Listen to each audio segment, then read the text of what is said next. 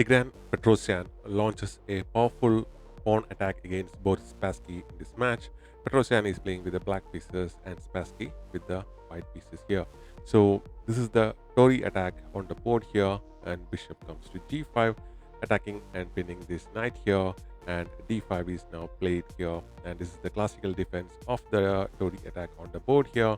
So here knight comes to d2 here, developing the knight on the queen side, and bishop to e7 here, unpinning this knight here.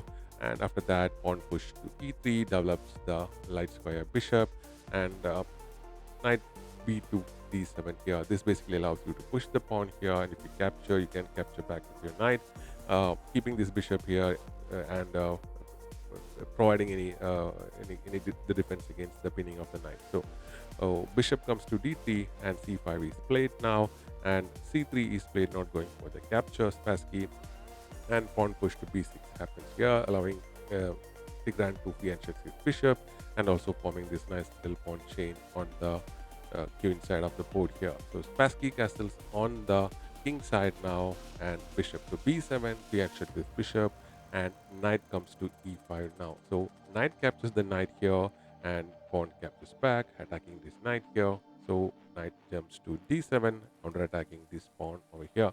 So bishop comes to f4 here, not going for the bishop exchange and bringing the knight here. First the bishop comes in here, and queen to c7, double attacking this pawn, trying to capture that pawn here. So knight comes in here and supports the pawn, and pawn push to h6 here, gives breathing space, also allows the pawn to be pushed to g5 basically. So bishop dropbacks to g3, and g5 is pushed regardless, pushing the pawns on the king side of the board. So pawn push to b4 here, and from this position Petrosian is slightly better in this position because of the pawn push. The best move was to push the pawn here. So h5 is now played, continuing with the pawn push here, and pawn push to h4 happens here.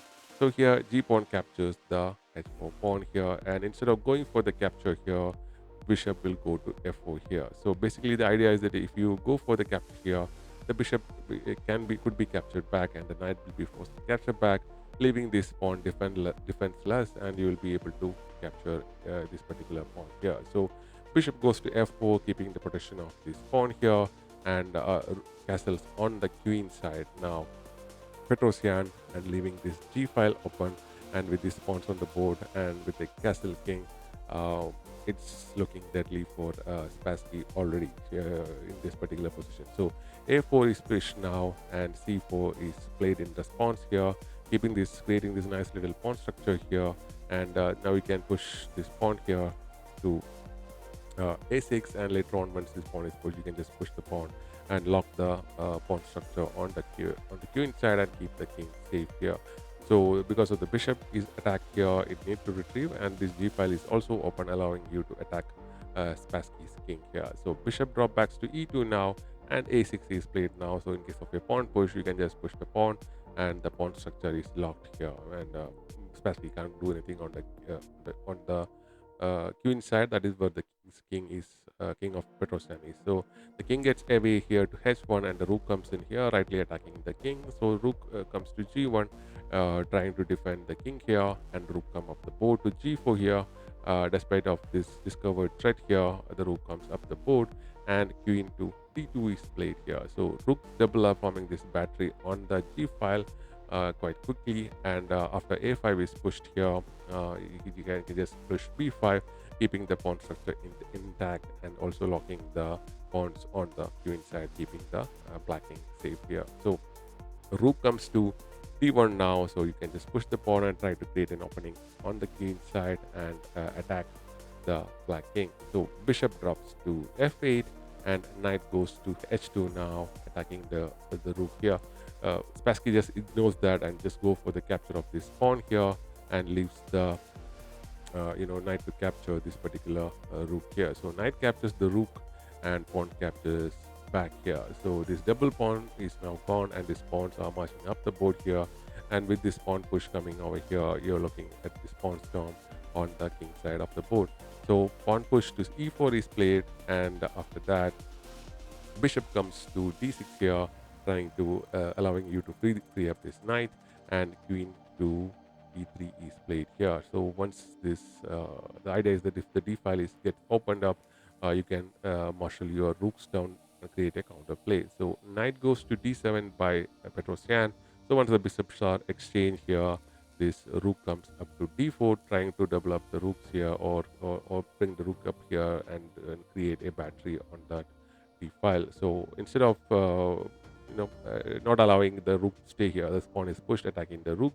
So the rook drop backs to d2 now, and now this pawn push is played here, making Petrosian better in this position. As you can see, we have this nice little pawn structure which is locked, and these pawns are already on the march, attacking the Spassky's king here. So after the pawn captures the e into d5 pawn, f4 is pushed, attacking the uh, queen over here. So as you can see, this you could go for the capture of this particular pawn here, but here in this position, he basically Petrosian just gives up this pawn and uses this pawn as a shield and not allowing any counter plays for Spassky here. So queen comes to e4 now, and knight jumps to f6, attacking the queen. And after the check, the king goes to b8, allowing get into the safe squares of the black king. So pawn push to f3 is played, which is a mistake. And as of this position, uh, basically Petrosian is winning. The best move was to bring the queen here, go for the queen exchange, open up the pawns, and launch a counter play.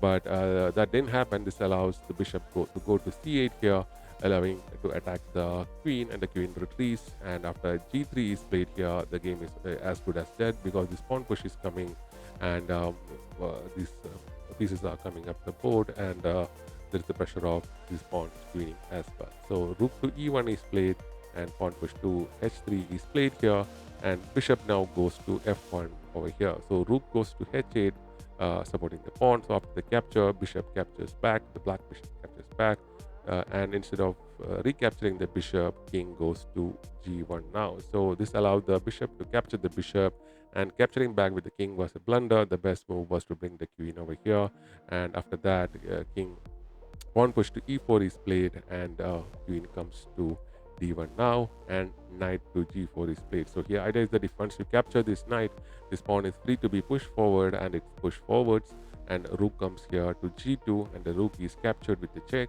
And instead of going for the capture of the pawn here and allowing the rook to attack and checkmate, it's possible. I think it's a possible checkmate scenario, because when the rook gets here, the king will have to go back over here. The king can come, the queen can come up the board, and this pawn could be pushed. A lot of options are there. So the king gets away to e2, and queen to d4, and after this following basically moves, these arranging moves, the game entered like two moves ago.